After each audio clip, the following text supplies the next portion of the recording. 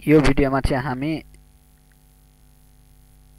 यो पाइपबाट यहाँनिर हावा लिकेज भएपछि के गर्ने त्यो समस्याबारे चर्चा गर्दैछौँ।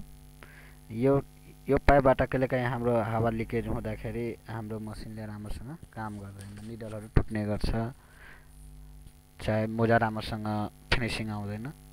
त्यस्तो बेलामा चाहिँ यो पाइप हुन्छ हाम्रो, यो पाइप चाहिँ हामीले चेन्ज गर्नुपर्छ। यस्तो किसिमको पाइपहरू हुन्छ अनि यस्तो पाइपको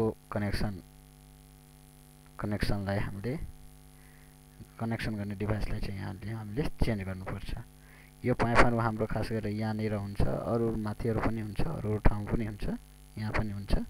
मैले तपाईँलाई यो इमेजबाट हेराउनको लागि मात्रै इमेज लिएको छु। अरू ठाउँमा पनि हुन्छ यस्तो पाइपहरू।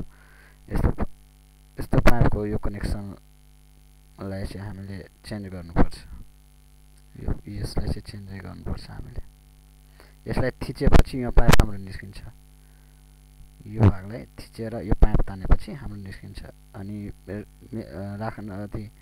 कनेक्ट गर्नको लागि यो पाइप राखेर यसलाई थिचेर पाइपलाई भित्र राखेर छोडिदिँदाखेरि हाम्रो यो कनेक्ट हुन्छ।